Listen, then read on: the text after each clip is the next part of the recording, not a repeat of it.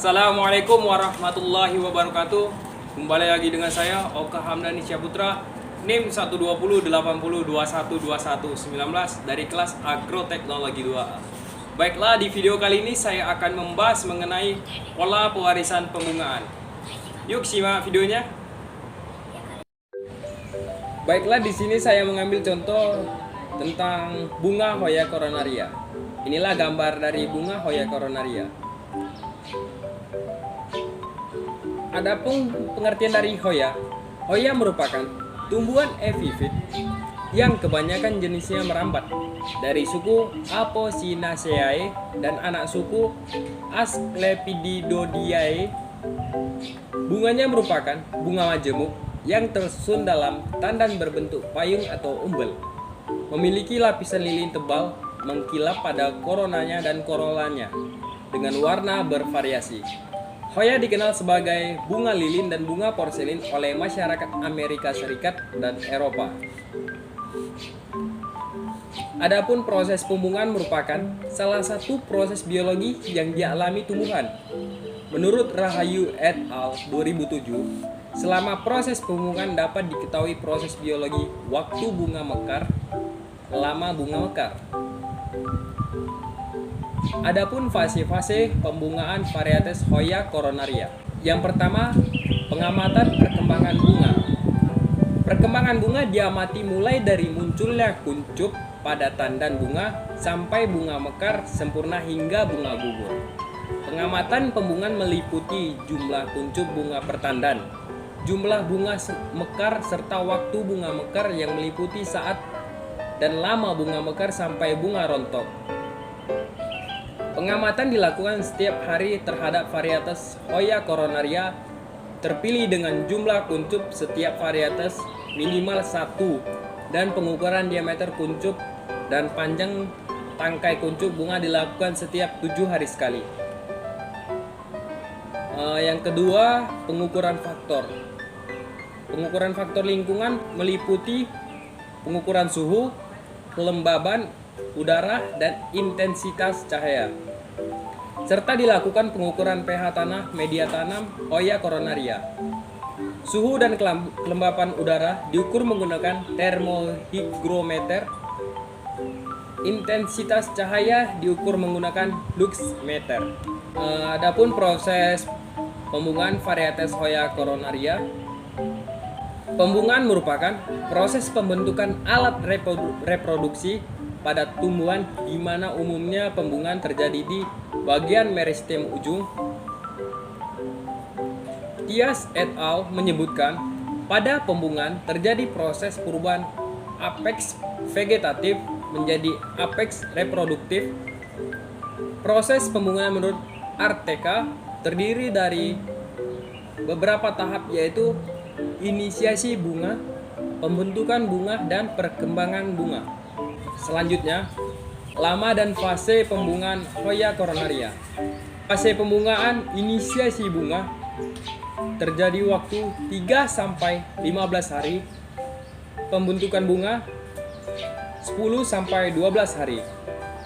Adapun perkembangan bunganya mulai mekar 1 sampai 3 hari, mekar sempurna 5 sampai 12 hari, rontok 1 sampai 3 hari.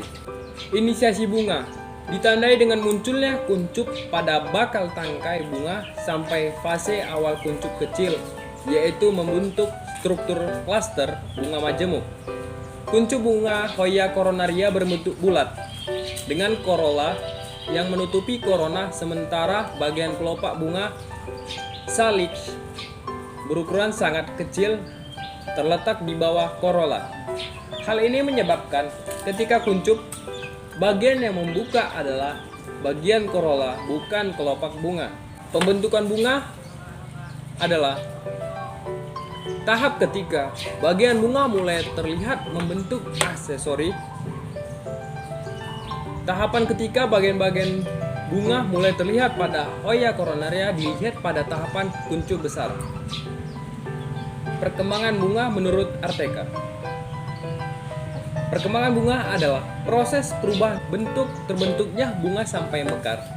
Pada bunga Hoya coronaria, Perkembangan bunga dilihat dari proses bunga mulai mekar sempurna dan rontok. Proses bunga mulai mekar Hoya coronaria memiliki rentang hari 1 sampai 3 hari di saat suhu rendah dan kelembapan tinggi. Adapun faktor lingkungan terhadap proses pembungaan. Proses pembungaan dipengaruhi oleh faktor lingkungan yang mempengaruhi proses pembentukan kuncup dan proses mekarnya bunga. Proses pembentukan kuncup bunga diduga dipengaruhi oleh intensitas cahaya matahari. Tumbuhan memerlukan cahaya matahari yang berlimpah untuk membentuk kuncup. Schmidt 2000 dalam Hidayat menyatakan bahwa cahaya matahari yang berlimpah memacu proses pembungaan. Bunga Hoya coronaria mekar pada saat suhu rendah dan kelembapan tinggi. Saat suhu rendah dan kelembapan tinggi, uap air yang terkandung di udara lebih banyak. Hal ini diduga menyebabkan tumbuhan tidak perlu melakukan suatu antisipasi untuk mencegah penguapan. Graciosa menyebutkan suhu yang tinggi dapat menghambat mekar bunga karena dengan menunda proses mekarnya bunga dapat mencegah penguapan air. Adapun kesimpulan dari bunga Hoya coronaria, proses pembungaan dari 5 varietas Hoya coronaria menunjukkan ada perbedaan pada jumlah kuncup bunga yang muncul dan jumlah kuncup yang berhasil mekar. Waktu terjadi tahap pembungaan, lama hari perkembangan bunga mulai dari kuncup sampai rontok, perubahan ukuran dan bentuk kuncup bunga.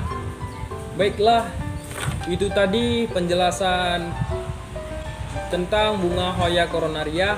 Apabila ada kata-kata saya yang salah atau penyampaian saya yang kurang berkenan di hati pendengar sekalian, mohon dimaafkan.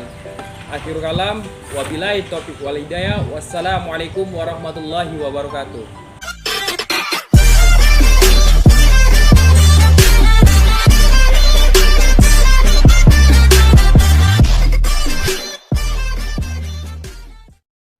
Get ready for the countdown. 10, 9, 8, 7, 6, 5, 4, 3, 2, 1. Assalamualaikum warahmatullahi wabarakatuh. Saya Oka Hamdani Syaputra, NIM 12080212119 dari kelas Agroteknologi 2A. Baiklah, di video kali ini saya akan membahas mengenai rekayasa genetika. Yuk simak videonya. Apa itu rekayasa genetika? Rekayasa genetika adalah suatu ilmu yang mempelajari pembentukan kombinasi materi genetik yang baru dengan cara penyisipan molekul DNA ke dalam suatu vektor, sehingga memungkinkannya terjadi integrasi dan mengalami perbanyakan dalam suatu sel organisme lain yang berperan sebagai sel inang. Pencangkokan gen atau DNA rekombinan untuk mendapatkan atau menghasilkan produk. Sebagai usaha manusia dalam ilmu biologi dengan cara memanipulasi atau rekayasa sel atau gen yang terdapat pada suatu organisme tertentu dengan tujuan menghasilkan organisme jenis baru yang identik secara genetika. Adapun prinsip-prinsip dasar rekayasa genetika yaitu memanipulasi atau melakukan perubahan susunan asam nukleat dari DNA gen atau menyelipkan gen baru ke dalam struktur DNA organisme penerima. Adapun penyisipan gen diperlukan 3 faktor utama. Yang pertama, vektor. Yang kedua, bakteri. Yang ketiga, enzim. Selanjutnya, apa itu vektor? Vektor yaitu pembawa gen asing yang akan disisipkan, biasanya berupa plasmid atau virus. Yang kedua, bakteri atau virus berperan dalam memperbanyak plasmid atau DNA virus. Yang ketiga, enzim. Enzim berperan untuk memotong dan menyambung plasmid. Adapun langkah-langkah yang dilakukan dalam rekayasa genetika secara sederhana. Yang pertama, mengidentifikasi gen dan mengisolasi gen yang diinginkan. Yang kedua, membuat DNA atau AND salinan dari ARN duta. Yang ketiga, pemasangan cDNA pada cincin plasmid. Yang keempat, penyisipan DNA rekombinan dalam tubuh sel atau bakteri. Yang kelima, membuat klon bakteri yang mengandung DNA rekombinan. Yang keenam, permanen produk. Adapun aplikasi rekayasa genetika dalam kehidupan manusia. Yang pertama dalam bidang pertanian. Dimanfaatkan terutama untuk memberikan karakter atau sifat baru pada berbagai jenis tanaman. Yang kedua, bidang peternakan. Hampir seluruh faktor produksi telah tersentuh oleh teknologi DNA rekombinan, misalnya penurunan morbiditas penyakit-penyakit ternak serta perbaikan kualitas pakan dan bibit. Yang ketiga, bidang perkebunan dan kehutanan. Perkebunan kelapa sawit transgenik, perkebunan karet transgenik, perkebunan kapas transgenik, tanaman jati transgenik. Yang keempat, di bidang farmasi, menghasilkan berbagai jenis obat dengan kualitas yang lebih baik, serangga memberikan harapan dalam upaya penyembuhan sejumlah penyakit. Yang kelima, di bidang industri, misalnya pada pembuatan keju, enzim renit yang digunakan juga merupakan produk organisme transgenik. Baiklah, itu tadi penjelasan dari rekayasa genetika. Kalau ada kekurangan atau kesalahan dari saya, mohon dimaafkan. Wabillahi taufiq wal hidayah. Wassalamualaikum warahmatullahi wabarakatuh.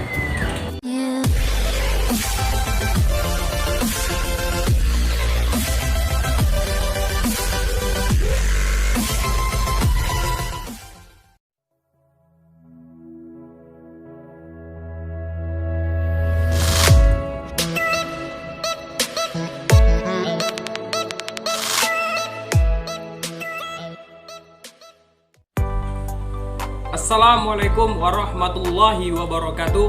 Kembali lagi dengan saya Oka Hamdani Syaputra, NIM 12080212119 dari kelas Agroteknologi 2A. Di video kali ini saya membahas mengenai sumber daya genetik. Yuk simak videonya. Adapun pengertian dari sumber daya genetik. Sumber daya genetik adalah bahan tanaman, hewan, jasad renik yang mempunyai kemampuan untuk menurunkan sifat dari satu generasi ke generasi berikutnya.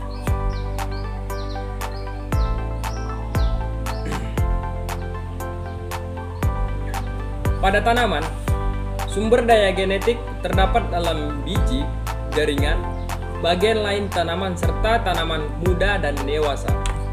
Pada hewan atau ternak, sumber daya genetik terdapat dalam jaringan, bagian-bagian hewan lainnya, semen, telur, embrio, hewan hidup, baik yang muda maupun yang dewasa.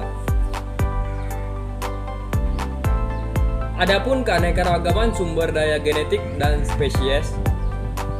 Keanekaragaman antar jenis, contohnya kucing, anjing, serigala, harimau, kelapa, aren, nipah, pinang, padi, jagung, alang-alang, rumput teki. Di dunia diperkirakan ada sekitar 5 juta spesies makhluk hidup. Keragaman sumber daya genetik memegang peran penting dalam kehidupan kita. Keragaman sumber daya genetik tersebut antara lain keragaman sumber daya genetik pertanian atau hortikultura, tanaman obat, keragaman sumber daya genetik tumbuhan hutan, keragaman sumber daya genetik ternak, keragaman sumber daya genetik pesisir dan laut. Adapun manfaat dari sumber daya genetik dan spesies. Pemanfaatan sumber daya genetik adalah bioprospeksi dan biosafety atau keamanan hayati. Bioprospeksi merupakan upaya mencari kandungan kimiawi baru pada makhluk hidup, baik mikroorganisme, hewan maupun tumbuhan yang mempunyai potensi sebagai obat atau nilai komersial lainnya. Keamanan hayati atau biosafety adalah kondisi dan upaya yang diperlukan untuk mencegah PPHRG atau produk panganan hewan hasil rekayasa genetik dari kemungkinan timbulnya suatu yang dapat mengganggu, merugikan, dan membahayakan bagi keanekaragaman hayati, termasuk hewan, ikan, dan tumbuhan, dan lingkungan. Selanjutnya, kondisi dan permasalahan sumber daya genetik di Indonesia. Persoalan yang dihadapi selain terkait dengan bioprospeksi, sumber daya genetik juga mengalami ancaman terhadap genetik ternak, antara lain penyakit, bencana berupa kekeringan, banjir, musim dingin yang terlalu dingin, dan atau panjang. Sementara itu, sumber daya genetik laut dapat berkurang akibat penangkapan ikan dengan menggunakan bom, pukat harimau, dan juga kurangnya pengetahuan yang mendasari prinsip-prinsip biologi, ekologi, dan sumber daya laut dalam pengelolaannya. Sumber daya genetik tanaman pertanian, obat, hortikultura dapat berkurang dan terancam akibat adanya pengenalan genetik baru, hilangnya habitat seperti berkurangnya kawasan hutan, eksploitasi berbesaran dari jenis tertentu, pencemaran tanah atau lahan, serta perubahan iklim global. Masuknya produk buah, sayuran ke Indonesia sehingga menjadi sumber daya genetik ancaman bagi hilangnya sumber daya genetik buah dan sayuran lokal. Adapun upaya pelestarian sumber daya genetik di Indonesia, upaya pemanfaatan kekayaan sumber daya alam hayati tidak terlepas dari Undang-Undang Dasar 1945, khususnya pasal 33 ayat 3 yang berbunyi, bumi dan air dan kekayaan alam yang terkandung di dalamnya dikuasai oleh negara dan dipergunakan untuk sebesar-besarnya kemakmuran rakyat. Ada beberapa contoh kearifan tradisional yang telah mempertahankan sumber daya genetik di Indonesia, antara lain pengelolaan kebun kemenyan di Tapanuli Utara. Hutan kemenyan telah diusahakan sejak abad 17 dan sampai tahun 1994 luasannya mencapai 9.000 hektar. Selain menghasilkan getah kemenyan, dihasilkan juga buah-buahan. Sedangkan getah kemenyan menjadi sumber pendapatan penting bagi pengelolanya.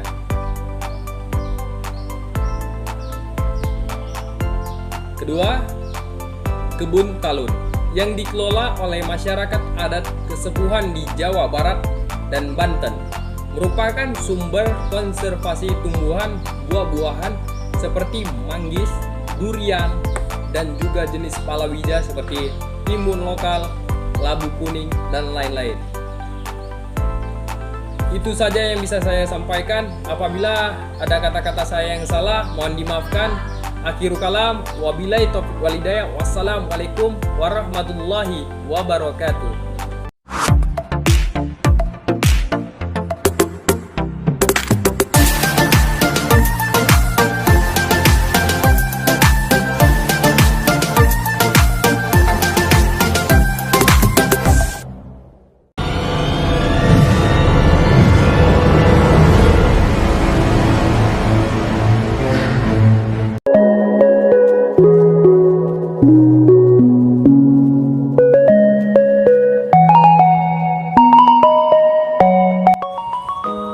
Assalamualaikum warahmatullahi wabarakatuh.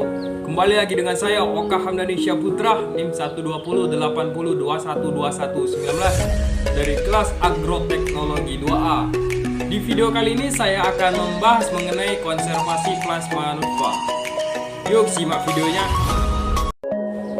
Wilayah Indonesia yang membentang luas dengan kondisi geografi dan ekologi yang bervariasi telah menciptakan keanekaragaman plasma nutfah yang sangat tinggi. Tingginya tingkat keanekaragaman plasma nutfah tersebut telah memberikan peluang untuk mendapatkan manfaat yang tinggi pula.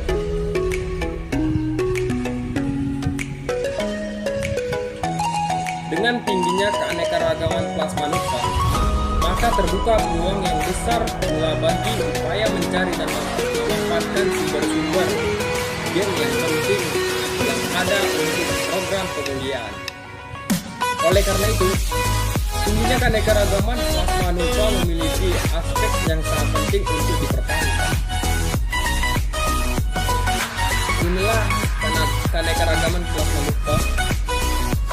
Ada jambu bol, rambutan, ada sawo, ada matoa, ada menteng, durian, belimbing, dan manggis. Adapun definisi dari konservasi adalah pemeliharaan dan perlindungan pelestarian plasma nutpa secara teratur untuk mencegah atau menghindari dari kerusakan dan kerusakan.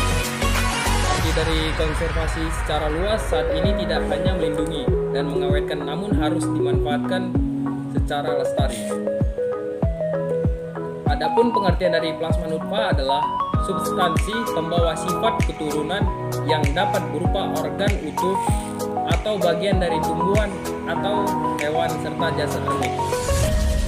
Plasma nutpa merupakan kekayaan alam yang sangat berharga bagi kemajuan ilmu pengetahuan dan teknologi untuk mendukung pembangunan nasional. Pada dasarnya ada dua pendekatan konservasi untuk plasma nutpa, yaitu in situ dan ex situ. In situ, konservasi in situ merupakan upaya untuk mempertahankan suatu jenis namun tidak perlu memindahkannya ke lokasi lain. Contoh, taman nasional dan cagar alam, lubuk larangan, hutan larangan. Adapun konservasi ex situ merupakan upaya konservasi yang dilakukan dengan cara memindahkannya dari habitat aslinya ke suatu tempat dilindungi, contohnya kebun raya, kebun botani, kebun binatang, dan tempat-tempat lain yang dirasa perlu untuk mempertahankan keberadaan suatu jenis. Karakterisasi dan evaluasi plasma nutpa. Karakterisasi adalah mengidentifikasi sifat penting yang bernilai ekonomi yang merupakan penciri dari varietas yang bersangkutan. Karakter yang diamati yaitu karakter morfologi, karakter agronomi, karakter fisiologi. Selanjutnya evaluasi. Evaluasi adalah kegiatan mengidentifikasi kandungan senyawa gizi, protein, lemak, vitamin, serta bagaimana reaksi varietas tanaman terhadap tekanan faktor biotik, ketahanan terhadap hama, penyakit, dan abiotik atau toleransi kekeringan, toleransi keracunan barium, toleransi keracunan aluminium, toleransi kadar garam tinggi, toleransi lahan basah. Kegiatan karakterisasi dan evaluasi memiliki arti dan peran penting yang akan menentukan nilai guna dari materi plasma nutpa yang bersangkutan. Kegiatan karakterisasi dan evaluasi dilakukan secara bertahap dan sistematis dalam rangka mempermudah upaya pemanfaatan plasma nutpa. Kegiatan tersebut menghasilkan sumber-sumber gen dari sifat potensial yang siap untuk digunakan dalam program pemulihan. Pentingnya konservasi plasma nutpa. Konservasi plasma nutpa menyediakan input bagi kegiatan evaluasi dan pemanfaatannya. Hal tersebut yang menyebabkan konservasi merupakan upaya yang sangat penting. Evaluasi koleksi plasma nutpa dapat dilakukan dengan langkah-langkah yang berbeda demi mendapatkan suatu konsep yang dibutuhkan dalam program pemulihan. Plasma nutpa Indonesia memiliki keanekaragaman yang sangat tinggi sehingga membutuhkan usaha untuk melestarikan agar tidak terjadi kepunahan. Dalam melestarikan plasma nutpa perlu adanya karakterisasi dan evaluasi. Baiklah, itu tadi video saya. Apabila ada kata-kata saya yang kurang berkenan di hati pendengar sekalian, mohon dimaafkan. Akhirul kalam, wabillahi taufiq wal hidayah. Wassalamualaikum warahmatullahi wabarakatuh.